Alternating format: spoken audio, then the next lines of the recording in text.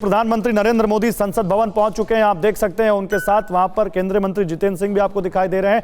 और इसके अलावा अब क्योंकि प्रधानमंत्री पहुंच चुके हैं तो थोड़ी देर में बस कैबिनेट की मीटिंग शुरू हो जाएगी, जहां पर बजट को एक अप्रूवल मिलेगा, जो कि हर साल बजट पेश करने से पहले, किसी भी बिल को पेश करने से पहले कैबिनेट का अप्रूवल जरूरी होता है। तो कैबिनेट के अप्रूवल के बाद जब संसद भवन में कैबिनेट की मीटिंग हो जाएगी, बजट आएगा लोकसभा में सदन पर। कैबिनेट की मीटिंग शुरू हो चुकी है, प्रधानमंत्री वहां पर पहुंच चुके हैं और बस थोड़ी देर में, क्योंकि अब मात्र 40 मिनट बचे हैं, 40 से 42 मिनट जब ये बजट पेश होगा, कई मायनों में अलग, बिल्कुल अलहदा पेपर का वो बड़ा पुलिंदा या बड़ी वो आपको मोटी सी एक वहां पर कॉपी नहीं दिखेगी पेपर की, बल्कि आपको दिखेगा वो मेड इन इंडिया टैबलेट, जिसके जरिए बजट पेश किया जाएगा। इस बार वित्त मंत्री जिसको अपने पाउच में लेकर निकल चुकी हैं, वित्त मंत्रालय से, राष्ट्रपति से मिल चुकी हैं, संसद भवन पहुंच चुकी हैं, कैबिनेट की मीटिंग शुरू हो चुकी है, जहां पर इसको अप्रूवल दिया जाएगा।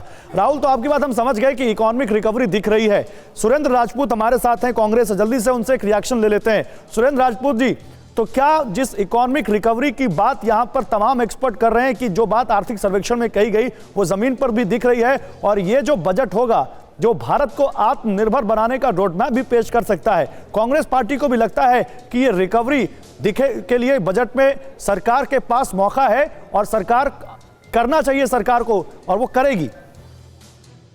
देखिए गौरव भाई, सरकार को तो निश्चित तौर पर देश के गरीब, मजदूर, किसान और छात्रों के लिए काम करना ही चाहिए। तभी जब तक आप उनकी स्पेंडिंग नहीं बढ़ाएंगे, जब तक उनकी जेब में पैसा नहीं डालेंगे, जब तक वो चीजें नहीं खरीदेंगे, तब तक ये जितने व्यापारी हैं और बड़े जो उद्योगपति हैं, इनका सामान कहां बिकेगा। सच बात यह है कि जैसे राहुल जी ने कहा था कि मजदूर और किसान की जेब में आपको पैसा डालना पड़ेगा, चाहे 6,000 रुपए महीना डालिए, चाहे 7200 रुपए महीना डालिए, मनरेगा की तरीके से आपको उनको कैश बेनिफिट देना पड़ेगा, ताकि भारत की अर्थव्यवस्था दोबारा चल सके। अभी जैसे आपने कहा, अभी जफर भाई नहीं, लेकिन आप कह रहे हैं डायरेक्ट पैसा डालना पड़ेगा। तमाम एक्सपर्ट कह रहे हैं कि डायरेक्ट पैसा देने की कोई जरूरत नहीं है। आर्थिक सर्वेक्षण में भी कहा गया है कि जब आप डायरेक्ट पैसा देते हैं तो 1 रुपया रह जाता है, लेकिन जब आपको उसको इन्वेस्ट करते हैं, जब उससे रोजगार के मौके पैदा करते हैं, तो 1 रुपया 5 रुपए के बराबर हो जाता है। तो कांग्रेस पार्टी हमेशा इस बात के पीछे क्यों पड़ी रहती है कि डायरेक्ट पैसा दो?